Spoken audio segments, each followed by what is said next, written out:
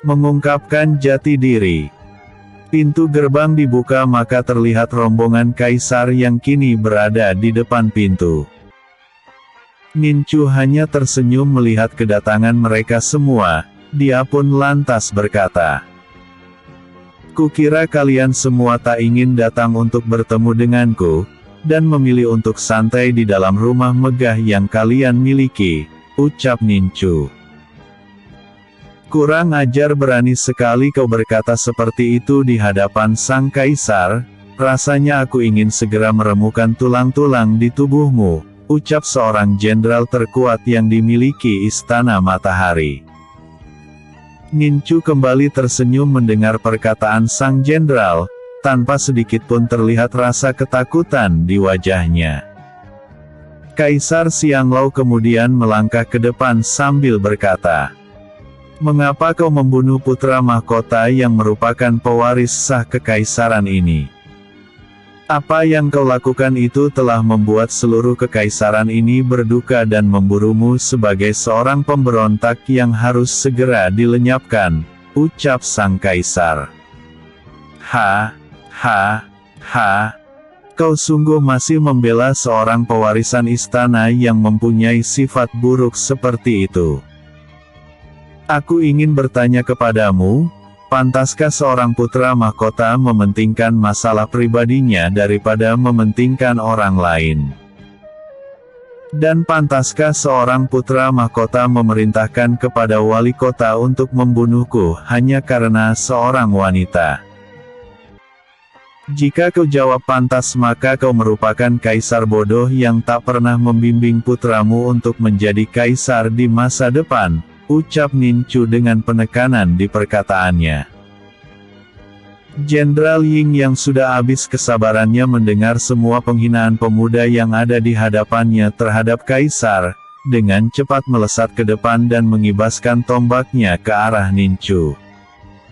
Nincu tak bergeming dari tempatnya berada saat tombak di tangan sang jenderal menghantam tubuhnya. Jenderal Ying begitu sangat terkejut merasakan jika tombaknya seperti menghantam batu besar yang kokoh, sehingga tangan yang memegang tombak terasa kesemutan. Apakah hanya seperti itu kemampuanmu, jenderal terkuat dari kekaisaran ini?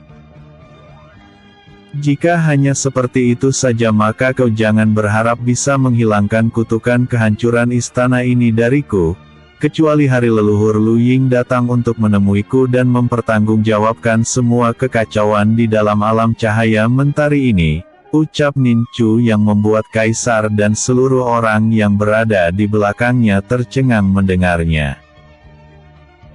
Setelah berkata seperti itu Nincu lantas mengayunkan tangannya ke depan, sehingga angin kencang yang memadat menghantam tubuh Jenderal Ying dengan kuat, yang membuat Jenderal Ying terhempas jauh ke belakang dan menghantam tanah dengan keras. Melihat pemuda yang ada di hadapannya telah melukai Jenderal Ying, membuat para jenderal dan praktisi kuat di belakang kaisar menjadi berang dibuatnya, dan ingin langsung menyerang ke arah pemuda yang berdiri di depan pintu gerbang itu. Akan tetapi Kaisar Xianglao langsung mengangkat tangan kanannya mencegah jika seluruh jenderal dan praktis bela diri yang ada di belakangnya tak melakukan penyerangan. "Siapa sebenarnya kau?" tanya Kaisar Xianglao karena merasa heran mengapa pemuda itu terus-terus saja mencari keberadaan leluhur Lu Ying. "Apakah aku harus menjawab pertanyaanmu itu?" tanya Nincu. Sang kaisar tahu jika pemuda yang ada di hadapannya merupakan seorang praktisi bela diri yang hebat, dia berani datang sendiri ke istana berarti dia mempunyai sesuatu yang besar yang berada di belakangnya, sehingga sang kaisar berpikir untuk berhati-hati dalam beradu argumen dengan pemuda hebat itu. "Kau telah membunuh putraku dan mencari luhur Lu Ying seperti mencari seorang yang tak berharga di matamu. Apakah aku salah mempertanyakan siapa kau sebenarnya?" tanya sang kaisar. "Jika kau mempertanyakan hal itu maka aku akan memberitahukan siapa aku. Namaku Nincu, Dan aku putra Tin Yu, ucap Ninchu. Kaisar serta semua orang yang berada di belakangnya saling berpandangan satu dengan yang lainnya. Mereka tak ada satupun yang mengetahui tentang keberadaan Ninchu maupun ayahnya Tin Yu di dalam alam cahaya mentari. Ninchu begitu sangat heran karena orang-orang dari Istana Matahari tak ada satupun yang mengetahui nama ayahnya, yang merupakan pendiri sekaligus penguasa alam cahaya mentari sebelumnya. Ninchu yang geram seketika itu mengeluarkan aura kuat yang sangat menindas dari dalam tubuhnya, yang membuat para praktisi kuat yang ada di belakang Kaisar segera memasang segel pelindung, agar aura kuat yang dilepaskan pemuda yang berada di depan pintu gerbang tak mengenai tubuh Kaisar Xianglou. Ninchu kembali memperjelas perkataannya. Apakah kalian tak ada satupun yang mengenal nama Tin Yu ayahku? Tanya Ninchu, yang suaranya menggetarkan area sekitar tempat itu. Kami tak mengenal nama Tin Yu. Mengapa kau tanyakan hal itu kepada kami? Kini giliran Kaisar Xianglou balik bertanya kepada Ninchu. Aku tak menyangka jika keberadaan ayahku di masa lalu sama sekali tak pernah diakui keberadaannya oleh mereka semua. Apakah aku harus meminta bantuan kepada orang-orang dari istana ini yang tak pernah mengenal apalagi mengakui ayahku? Sungguh ini merupakan kekecewaanku kepadamu Paman Lu Ying yang merupakan tangan kanan ayahku di alam cahaya matahari ini, batin Ninchu. Ninchu membalikkan tubuhnya dengan rasa kecewa setelah mendengar jawaban dari sang kaisar, yang sama sekali tak mengetahui siapa yang mendirikan dan menjadikan peradaban sampai ada di alam cahaya mentari. Dengan kekecewaannya itu Ninchu lantas berkata, "Aku sudah cukup mengetahui siapa sebenarnya yang memimpin kekaisaran ini, yang tak pernah mengakui dan mengetahui siapa sebenarnya yang telah mendirikan alam cahaya mentari hingga menjadi seperti sekarang ini. Besok adalah hari di mana aku akan memberikan hukuman pada kalian semua yang tak mengetahui siapa leluhur pendiri alam cahaya mentari ini," ucap Ninchu kemudian berjalan dan menghilang dari mata seluruh petinggi dan praktisi bela diri Istana Matahari. Dengan adanya ancaman seperti itu, membuat Kaisar menjadi gelisah dan mengkhawatirkan kekaisarannya. Dia pun memanggil penasehat istananya untuk datang ke ruang pribadinya, untuk memecahkan masalah yang akan terjadi besok. Untuk apa Yang Mulia mengkhawatirkan perkataan pemuda itu? Walaupun dia mempunyai kekuatan yang hebat tapi takkan mungkin mampu mengalahkan armada tempur Istana Matahari yang kuat. Yang Mulia para jenderal dan seluruh praktisi bela diri terkuat yang dimiliki Istana Matahari, telah mempersiapkan diri jika memang besok akan terjadi peperangan antara istana ini dan pemuda itu, ucap penasehat istana. Penasehat? Aku juga meragukan jika pemuda itu akan menyerang Istana Matahari, tapi melihat kemampuan yang dimilikinya membuatku sedikit terganggu dibuatnya.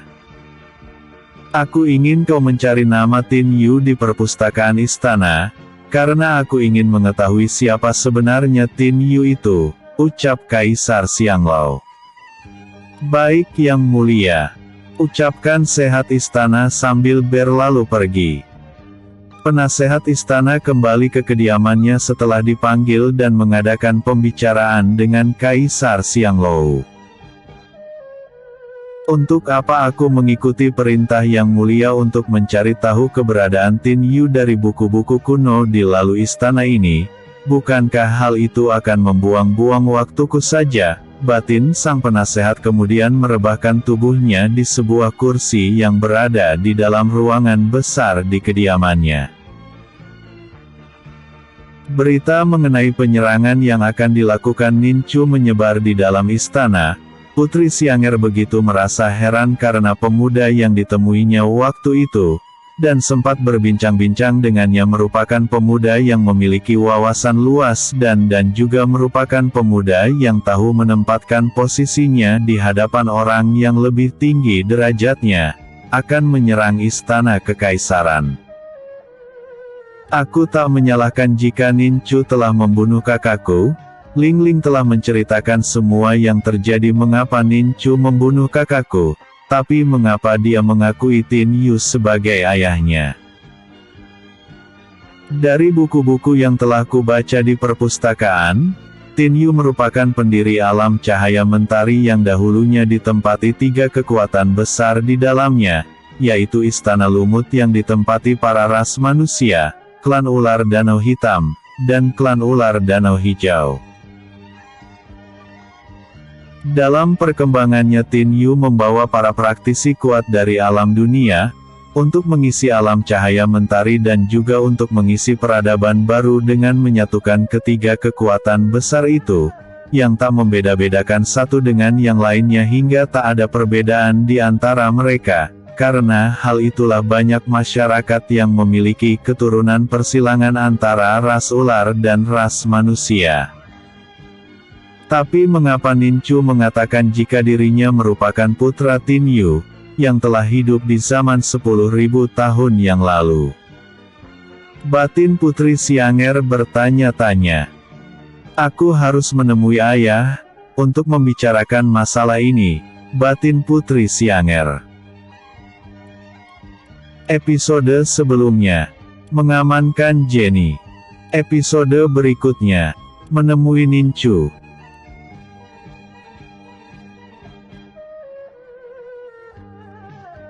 Pendekar Naga Giok, menemui Nin Chu.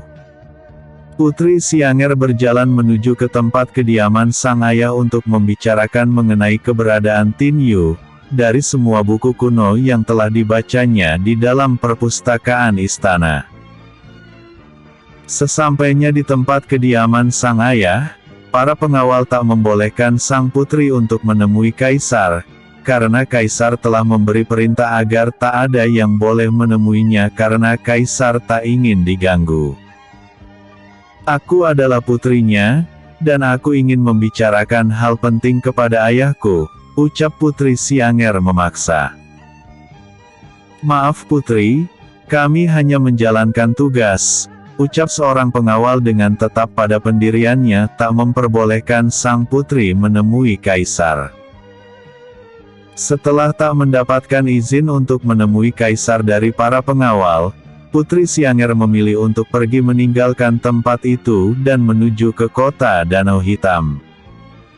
Putri Xiang'er kini tiba di depan rumah sang wali kota. Dia pun berkata, "Aku tahu kau berada di sini Nin Chu, dan aku ingin bertemu denganmu," ucap sang putri. Setelah sekian lama menunggu tak ada jawaban dari Nin Chu sehingga membuat sang putri berkata kembali. "Jika kau tak ingin menemuiku, maka aku akan menunggu sampai kau menemui di sini," ucap sang putri kemudian duduk di depan pintu. Entah sudah berapa lama sang putri menunggu, akhirnya dia pun tertidur. Nin Chu yang sedari tadi telah melihat keberadaan Putri Xiang'er, akhirnya tak tega melihat sang putri yang kedinginan karena udara malam, dia pun lantas menemuinya. "Apakah kau masih ingin tidur setelah aku datang menemuimu?" tanya Nin Chu yang membuat sang putri terbangun dari tidurnya.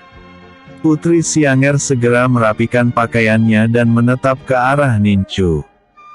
"Aku ingin sedikit berbincang denganmu, semoga kau memberikanku waktu padaku untuk berbicara denganmu," ucap Putri Xiang'er. "Pulanglah putri, aku tak ingin adanya perbincangan denganmu," jawab Nin Chu. "Kau merupakan kesetiaan hebat dan pemuda tangguh yang selama ini pernah kulihat, dan aku mengagumimu akan hal itu. Apakah seorang kesatria hebat sepertimu tega menyuruh wanita sepertiku berjalan di malam hari?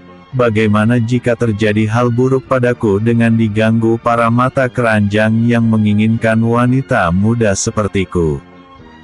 Tanya Putri Sianer.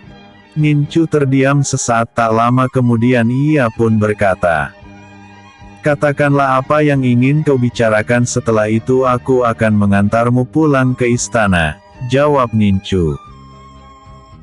Sang putri tersenyum, dia semakin yakin jika pemuda yang ada di hadapannya sebenarnya merupakan pemuda yang baik, terbukti dengan tak membiarkannya dalam bahaya pulang seorang diri ke istana. "Aku ingin kembali menguji apakah pemuda ini benar-benar memiliki sifat seorang ksatria," batin Putri Sianer. "Aku merasa kedinginan terkena angin malam di sini.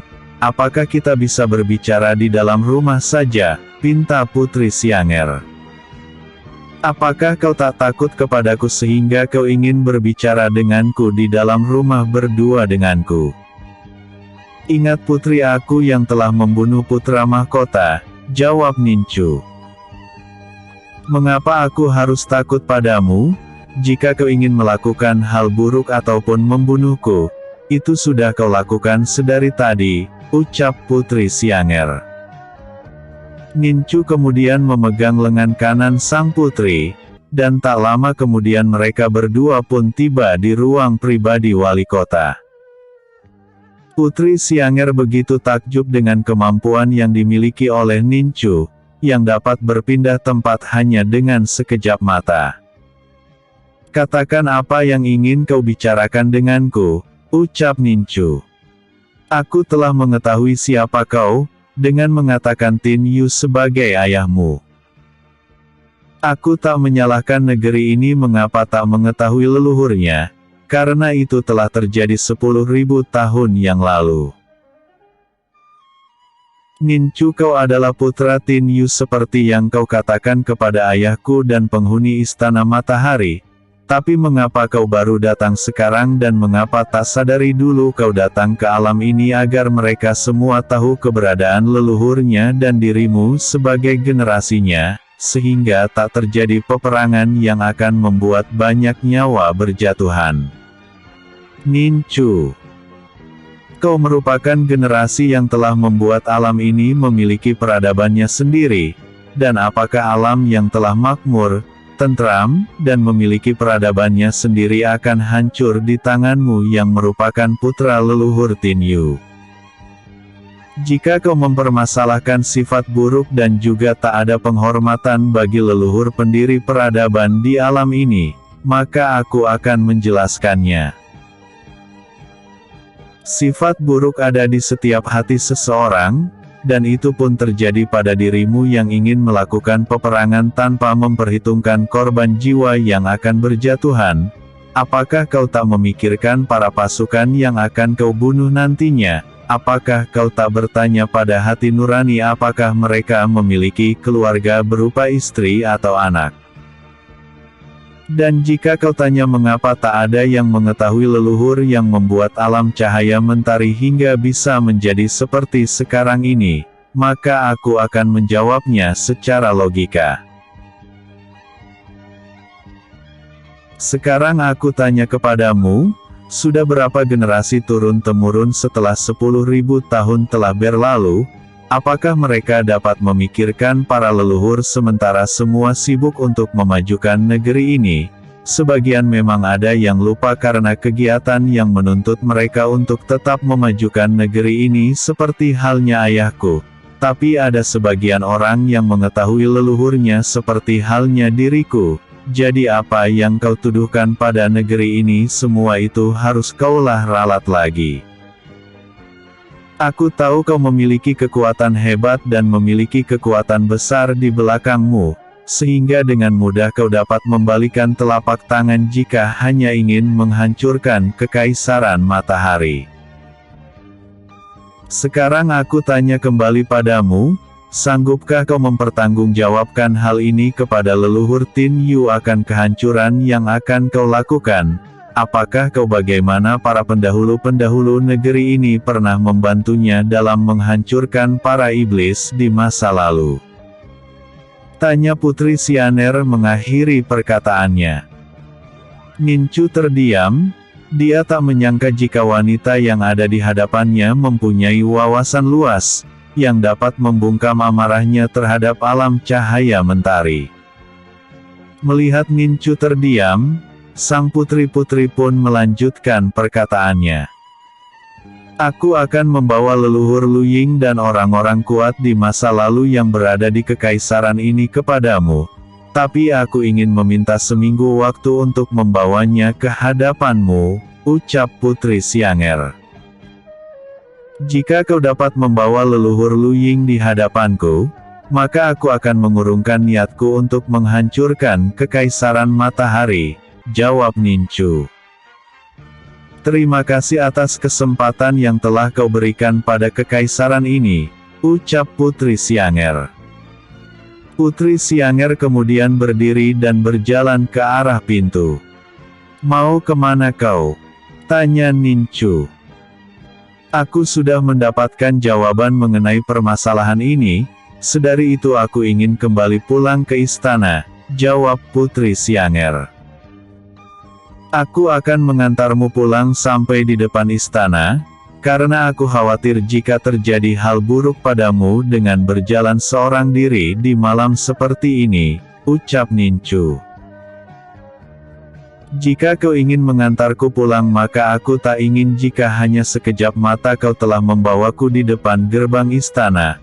Aku ingin kau membawaku pulang dengan berjalan kaki sampai ke sana, jawab sang putri.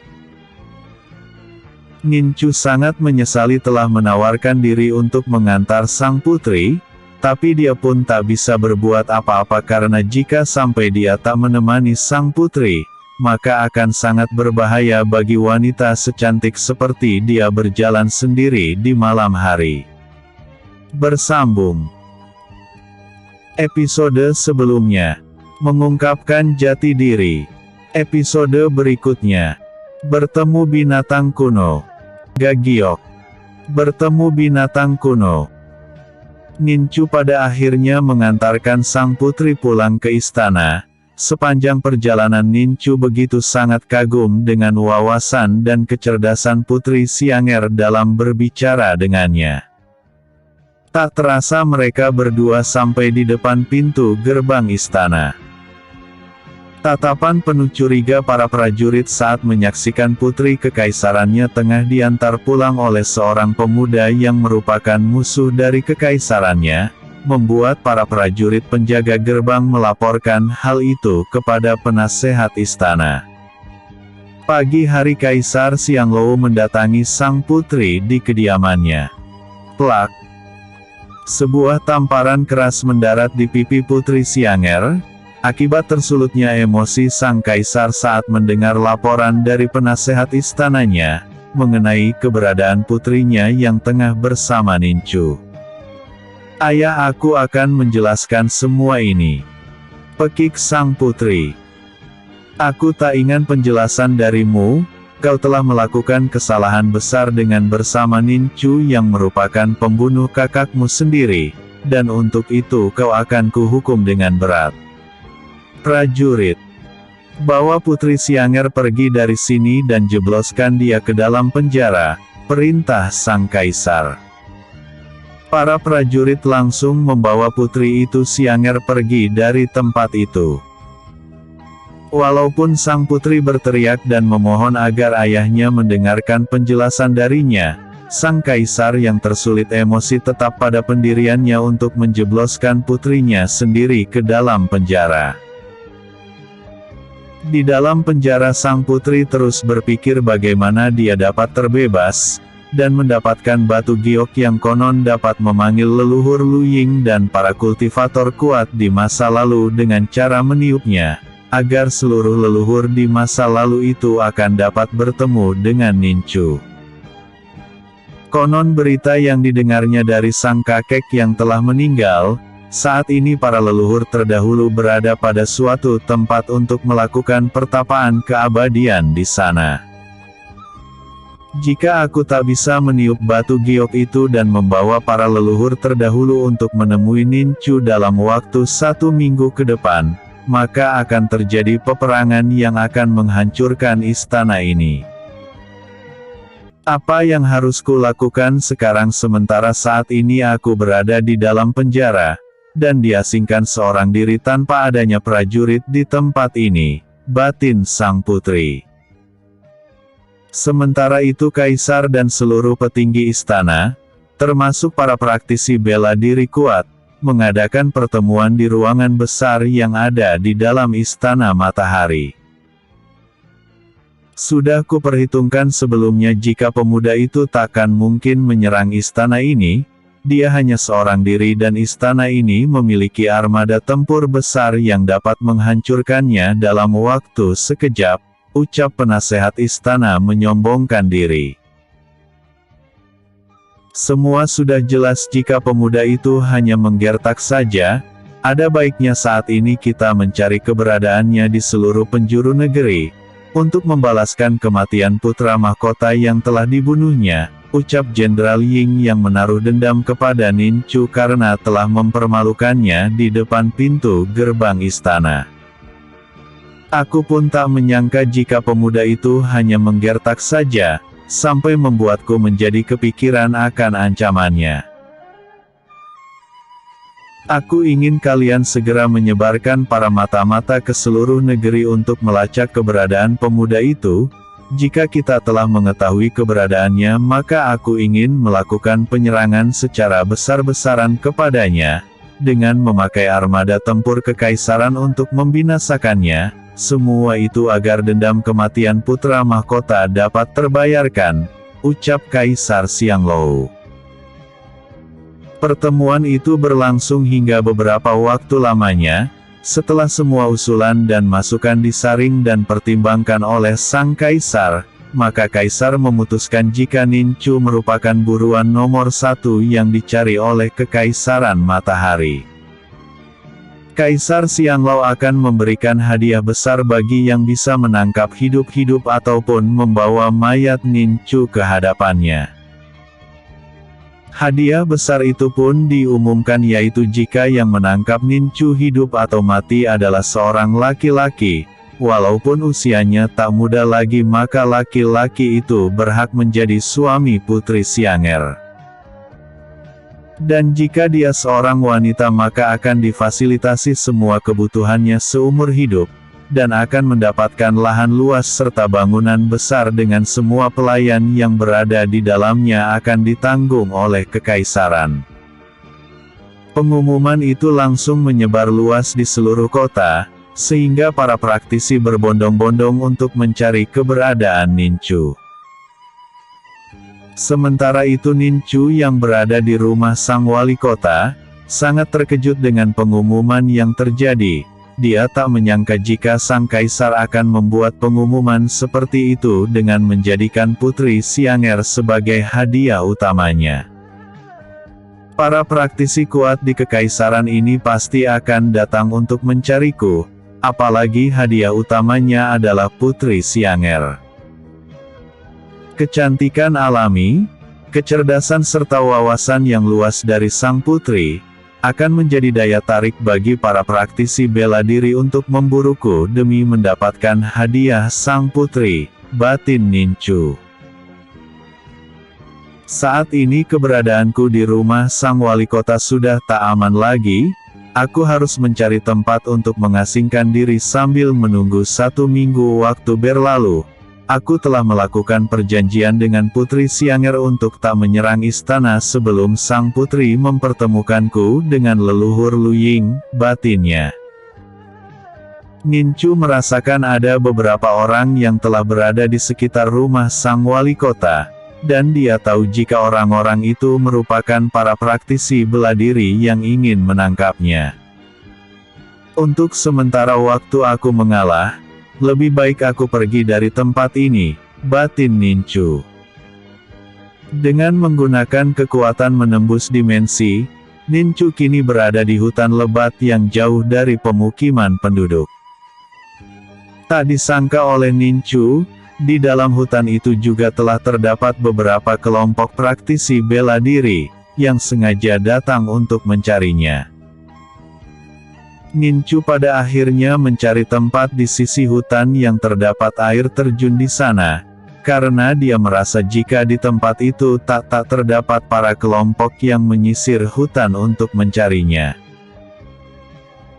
Setibanya di air terjun itu, Ninchu merasakan adanya aura kuat dari seekor binatang kuno di masa lalu, dan Ninchu yakin para praktisi itu tak menyisir di sekitar air terjun karena mereka mengetahui adanya binatang kuno di masa lalu yang berdiam di sekitar air terjun.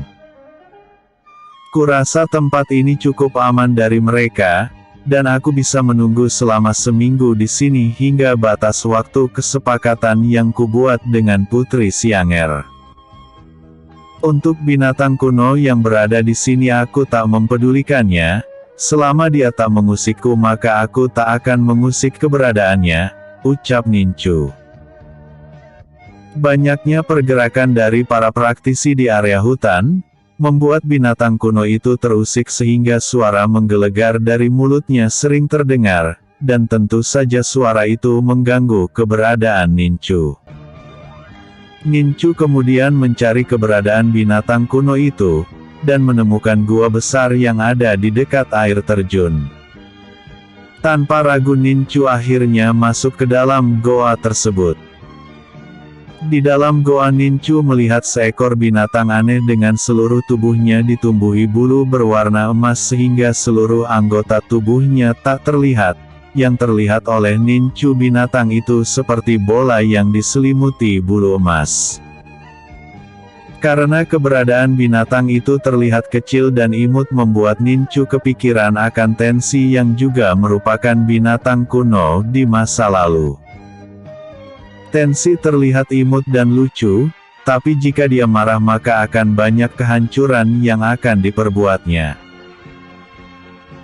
Aku yakin binatang kuno yang di hadapanku ini seperti halnya Tensi terlihat imut dan lucu, jika dia marah pasti akan membuat kehancuran di mana-mana, apalagi seluruh praktisi bela diri tak ada yang berani datang ke tempat ini yang menandakan jika makhluk ini begitu sangat kuat. Batin Ninchu. Aku ingin kau tak mengeluarkan suara-suara yang membuatku terusik. Aku harap kita saling bekerja sama dengan tak saling mengusik, ucap Ninchu. Makhluk itu kemudian merubah dirinya menjadi seorang pemuda bertubuh kekar dengan bertelanjang dada, yang memperlihatkan urat-urat di tubuhnya mengeluarkan cahaya emas. Bersambung. Episode sebelumnya, menemui Ninchu. Episode berikutnya, pertarungan sengit. Yok, pertarungan sengit. Wilayah ini adalah daerah kekuasaanku dan aku tak ingin ada orang yang berada di tempat ini selain diriku, ucap pemuda itu. Aku hanya seminggu berada di sini dan setelah itu aku akan pergi meninggalkan tempat ini, jawab Ninchu.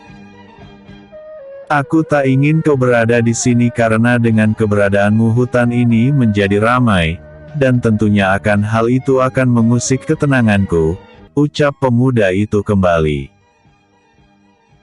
Ninchu sangat heran mengapa binatang kuno berwujud manusia di hadapannya itu, begitu memaksakan dirinya untuk segera pergi meninggalkan daerah kekuasaannya, sehingga membuat Ninchu penasaran dengan sesuatu yang disembunyikan oleh binatang kuno yang ada di hadapannya.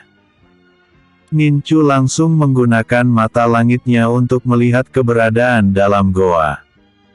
Pantas saja binatang ini begitu kukuh membuatku keluar dari wilayahnya, karena dia memiliki cairan kehidupan yang berada jauh di dalam goa. Apakah karena cairan kehidupan yang berada di dalam gua ini, kau sampai menyuruhku keluar dari wilayahmu? Tanya Ninchu. Pemuda itu begitu sangat terkejut mendengar pertanyaan Ninchu, dia pun langsung mengeluarkan aura kuat dari dalam tubuhnya.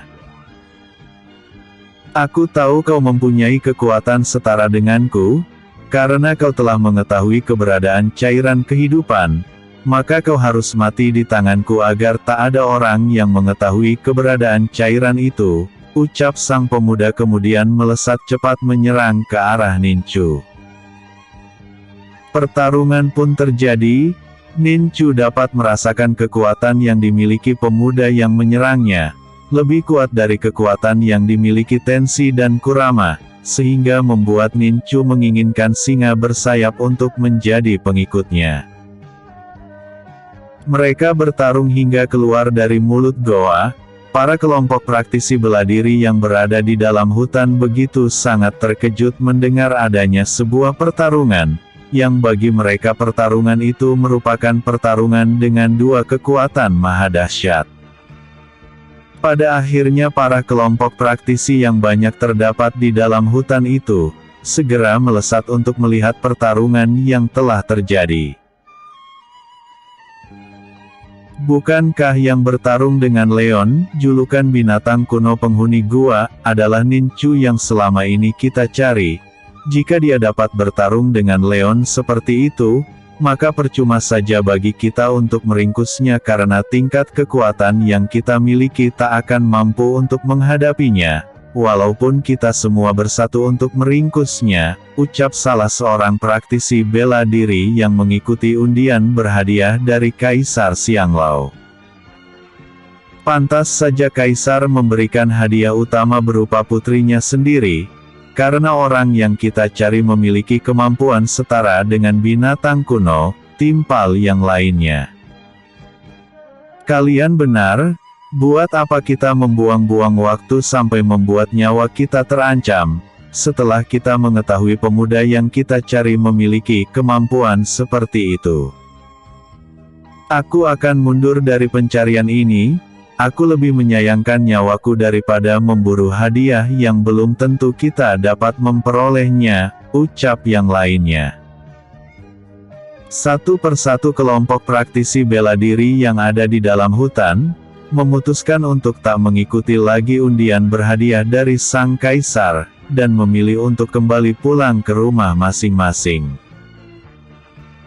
Sebagian besar kelompok praktisi bela diri meninggalkan hutan, karena mereka tak ingin terlibat lebih jauh ke dalam masalah, dan sebagian besar praktisi bela diri tetap tinggal untuk menyaksikan jalannya pertarungan yang terjadi antara Leon dan Ninchu.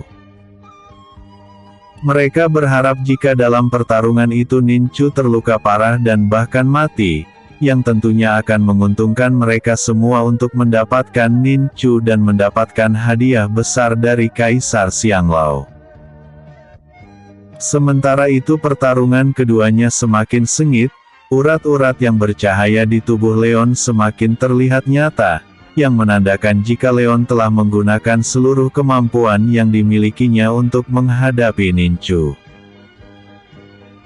Tiba-tiba saja suasana mencekam terjadi di tempat itu, aura yang terpancar dari tubuh Leon semakin kuat yang menimbulkan gelombang kejut di sekitarnya, hingga membuat tumbangnya pohon-pohon besar dalam radius 100 meter dari tempat keberadaan Leon.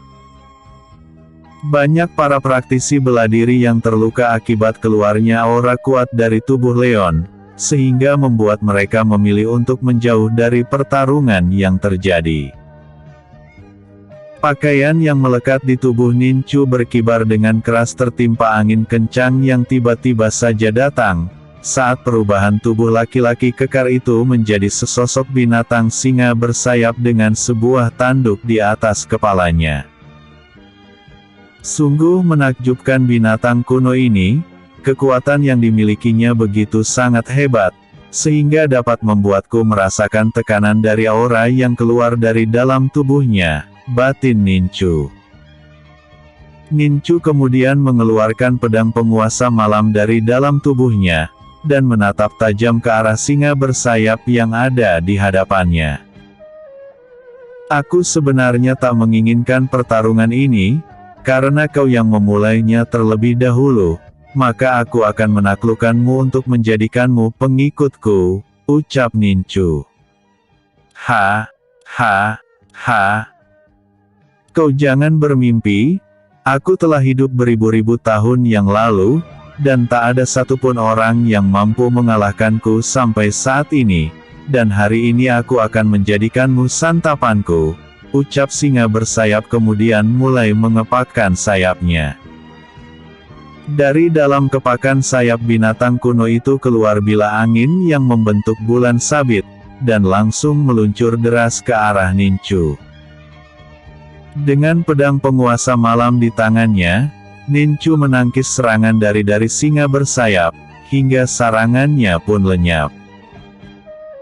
Singa bersayap kemudian mengepakkan sayapnya semakin cepat, maka ratusan bila angin kembali meluncur deras ke arah Nincu yang membuat Nincu melesat cepat menggunakan teknik langkah bayangan untuk menghindari bilah-bilah angin tersebut. Serangan yang dilakukan singa bersayap menghancurkan apapun yang berada di sekitarnya, termasuk pepohonan besar yang kini berserakan di mana-mana. Singa bersayap kemudian melayang di udara dengan asap hitam yang memenuhi mulutnya. Tak lama kemudian bola energi perlahan-lahan tercipta di mulut singa bersayap. Nincu ingin menguji kekuatan singa bersayap yang menjadi lawan tarungnya, dengan mengeluarkan teratai kaca ilahi yang kini berada di telapak tangannya. Singa bersayap yang ingin segera menuntaskan pertarungan itu, langsung menembakkan bola energi yang berada di mulutnya, menuju ke arah Nincu. Melihat hal itu Nincu langsung bertindak dengan melepaskan teratai kaca ilahi untuk menyambut datangnya bola energi dari singa bersayap. Kedua kekuatan besar itu bertemu di udara, yang membuat ledakan memekakkan telinga terjadi di tempat itu. Efek ledakan membuat pepohonan yang berada 1 kilo dari sumber ledakan yang terjadi hancur seketika, dan para praktisi bela diri yang menyaksikan pertarungan itu dari kejauhan, akhirnya menjadi korban dengan tubuh mereka yang hancur dan tak terbentuk lagi. Singa bersayap terhempas jauh dan menghantam tanah dengan keras, sementara itu Nincu masih tegap berdiri di tempatnya berada, yang menandakan jika kekuatan yang dimiliki olehnya melebihi kekuatan yang dimiliki singa bersayap.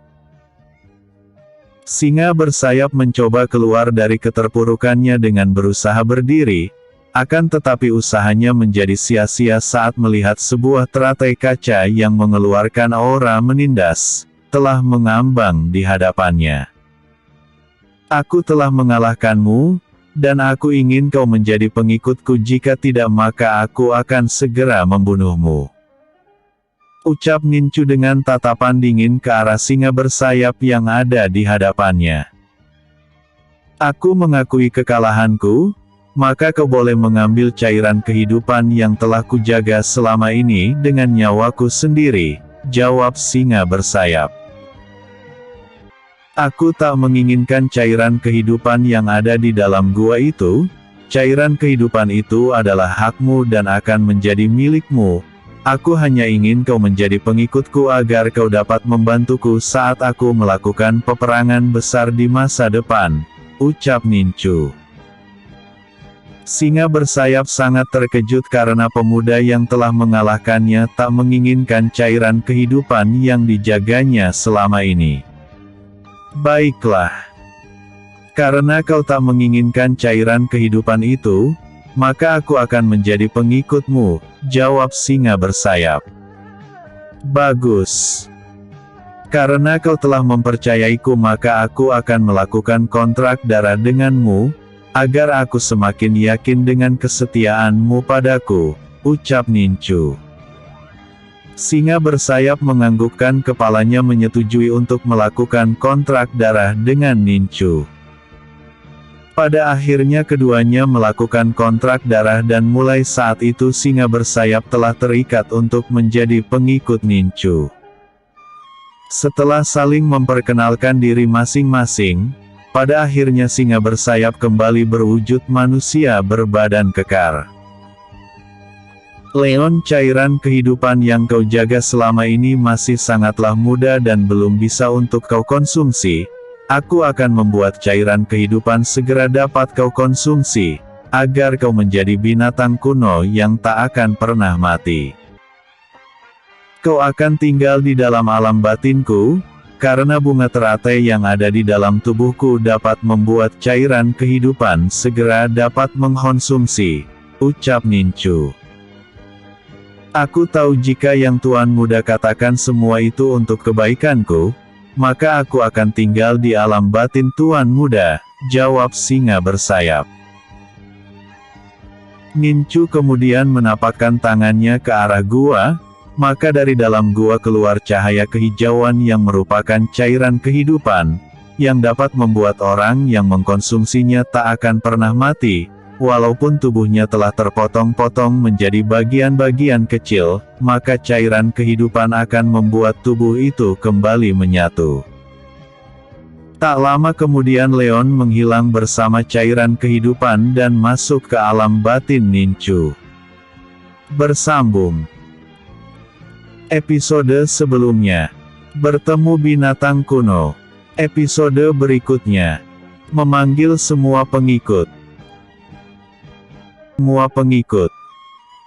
Di dalam goa Nincu mengeluarkan kekuatan semesta yang dimilikinya, kemudian membuat sebuah portal dan memanggil Tensi dan Virgion untuk hadir menemuinya di tempat itu, melalui kontrak darah yang ada pada mereka berdua. Tensi yang tengah termenung di paviliun langit karena sudah beberapa lamanya dia tak mengetahui keberadaan Tuan Mudanya, tiba-tiba tersenyum dan bangkit berdiri. Tensi merasakan kontrak darah di dalam tubuhnya yang merupakan panggilan Tuan Mudanya bergejolak hebat. Tensi begitu sangat senang dan bergairah kembali saat merasakan kontrak darah di tubuhnya yang dulunya hilang kini timbul kembali. Tiba-tiba sebuah portal yang muncul di hadapan Tensi, dan tanpa ragu Tensi langsung menerobosnya dan tiba di hadapan Nincu. Tensi yang telah berubah menjadi wanita cantik tanpa ragu langsung menghamburkan diri ke pelukan Tuan Mudanya. Dia pun menangis dan memukul-mukul dada bidang Nincu, seperti seorang anak kecil yang telah menemukan ayahnya yang kembali. Mengapa kau pergi lama sekali? Apakah kau tak tahu kepergianmu itu telah membuatku sangat khawatir kepadamu? Apalagi saat merasakan kontrak darah yang ada padaku tiba-tiba saja menghilang. Aku merasa kau telah meninggalkanku, ucap Tensi dengan menangis terseduh-seduh. Nincu begitu sangat bersalah saat melihat tangisan Tensi, biar bagaimanapun dia telah berjanji kepada Kaisar pemilik paviliun langit, jika dirinya akan selalu menjaga Tensi dan merawatnya. Karena Tensi merupakan binatang kuno di masa lalu yang telah dianggap oleh Kaisar Paviliun Langit seperti anaknya sendiri. Maafkan aku berjanji takkan pernah meninggalkanmu lagi, dan untuk itu aku tak ingin kau bersedih lagi, ucap Nincu. Mendengar perkataan Tuan Mudanya, Tensi lalu menghapus air mata yang membasahi pipinya. Senyuman pun mulai mereka kembali membuat Nincu langsung mengelus rambut hitam panjang Tensi, yang telah dianggap sebagai saudarinya sendiri. Sementara itu Jenderal Istana Sihir yang tengah bersama Pangeran Sisio dan Putri Yinzi, begitu sangat terkejut merasakan adanya panggilan Tuan Mudanya melalui kontrak darah yang telah lama hilang dari tubuhnya. Apa yang dirasakan Virgion juga dirasakan Pangeran Sisio dan Putri Yinzi, yaitu munculnya kembali kontrak darah di dalam tubuh mereka berdua. Pangeran, Putri, aku mendapatkan panggilan dari Tuan Muda Nincu untuk segera datang menemuinya, ucap Virgion. Aku tahu jika Tuan Muda Nincu telah kembali karena kontrak darah di tubuh kami berdua bergejolak, yang menandakan jika Tuan Muda yang telah menghilang kini telah kembali, ucap Pangeran Sisio. Jenderal Virgion, pergilah dan temui Tuan Muda Nincu, titip salam dari kami berdua untuk Tuan Muda Nincu, timpal Putri Yinzi. Virgion menganggukkan kepalanya, setelah itu sang jenderal memberi hormat untuk meninggalkan tempat itu. Jenderal Virgion kemudian masuk ke dalam portal yang telah terbentuk di hadapannya, dan pada akhirnya dia bertemu kembali dengan Nincu. Virgion sesaat memberi hormat kemudian dia pun berkata, "Virgion siap menerima perintah dari Tuan Muda," ucapnya. "Besok pagi aku akan menyerang Istana Matahari, dan untuk itu aku memanggilmu ke tempat ini," jawab Nincu. "Aku akan menghancurkan Istana Matahari sesuai dengan keinginan Tuan Muda," ucap Virgion. Terlihat senyum kepuasan di wajah Nincu melihat kepatuhan salah satu pengikutnya, yang merupakan seorang jenderal besar di Istana Sihir. Nincu melakukan panggilan pada Raja Serigala Iblis kuno yang berada di alam reruntuhan, dan tak lama kemudian portal pun terbuka dan muncullah seorang pemuda dengan tubuhnya yang dipenuhi lahar api. Walaupun tubuh Kurama dipenuhi dengan lahar api yang panas, akan tetapi di dalam gua sama sekali tak merasakan aura panas sedikit pun, karena aura panas itu telah ditekan oleh Kurama ke titik terendahnya sehingga tak menimbulkan aura panas saat berhadapan dengan Nincu. "Apakah gerangan yang membuat Tuan Muda memanggilku ke tempat ini?" tanya Kurama. "Aku akan menjelaskannya semua kepadamu, setelah seluruh pengikutku yang selama ini terikat kontrak darah denganku berada di sini," jawab Nincu. Nincu kemudian memanggil seluruh pengikutnya yang berada di alam batinnya untuk keluar menemuinya. Inti api surgawi dan inti api hidup keluar dari dalam tubuh Nincu berupa dua orang laki-laki paruh baya yang berpakaian putih dan berpakaian hijau. Setelah munculnya kedua laki-laki paruh baya itu, tak berselang lama sepasang kadal bulan pun keluar dari dalam alam batin Nincu, yang berwujud sepasang laki-laki dan perempuan. Zenzo dan Enzi langsung memberikan penghormatan kepada Nincu, yang kini berada di hadapan mereka berdua. Setelah itu Yongli yang merupakan ular piton api, muncul di hadapan Nincu berwujud laki-laki setengah manusia dan setengah ular. Laki-laki itu pun memberi hormat kepada Nincu. Dan yang terakhir singa langit emas yang berwujud laki-laki bertubuh kekar dengan seluruh urat di tubuhnya mengeluarkan cahaya emas, muncul di hadapan Nincu dan langsung memberi hormat. Nincu kemudian menanyakan mengenai cairan kehidupan yang telah dibawanya menuju ke alam batinnya. "Tuan Muda, teratai Nirwana telah memurnikan cairan kehidupan dalam waktu singkat, dan saat ini cairan kehidupan telah kuserap ke dalam tubuhku dan untuk itu aku mengucapkan terima kasih," jawab Leon. Nincu menatap seluruh pengikutnya, tak lama kemudian dia pun berkata, "Besok pagi aku akan menyerang Istana Matahari, dan aku ingin kalian menangkap para pemimpinnya seperti jenderal, praktisi bela diri kuat di dalam istana itu, dan para petinggi istana. Aku tak ingin kalian melukai para prajurit istana karena aku membutuhkan mereka di masa depan, untuk bertarung melawan pasukan iblis," ucap Nincu. "Baik Tuan Muda, kami semua akan melaksanakan perintah Tuan Muda untuk menangkap para pemimpin dan semua pembesar Istana Matahari," ucap inti api surgawi yang mewakili semua rekan-rekannya. Di dalam goa, pengikut Nincu mengelilingi sebuah api unggun, dan di sana semua orang kemudian saling mengakrabkan diri satu dengan yang lainnya. Terlihat canda dan tawa di antara mereka yang membuat Nincu merasa senang, karena kehadiran mereka semua akan membuat pertempuran besok pagi pasti akan diraihnya. Tak terasa pagi pun tiba. Dengan menggunakan kekuatan menembus dimensi, Nincu membawa seluruh pengikutnya ke depan gerbang Istana Matahari. Prajurit penjaga gerbang istana begitu sangat terkejut melihat kehadiran Nincu beserta orang-orang kuat di belakangnya. Melihat hal itu prajurit istana langsung berlari dan melaporkan hal itu kepada penasehat istana. Penasehat istana pun menanyakan ada berapa pasukan yang dibawa Ninchu. Ada 8 orang yang datang bersama Ninchu penasehat, dan saat ini mereka semua tengah berada di depan gerbang istana, ucap sang prajurit. Pergilah.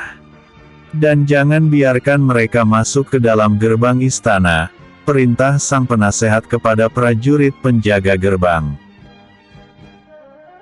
Setelah kepergian prajurit penjaga gerbang, penasehat istana hanya tersenyum saat mengetahui jika hanya 8 orang yang datang bersama Ninchu ke istana, dan penasehat istana yakin cuma dengan para praktisi bela diri yang dimiliki istana, Ninchu dan ke-8 orang yang berada di belakangnya akan binasa.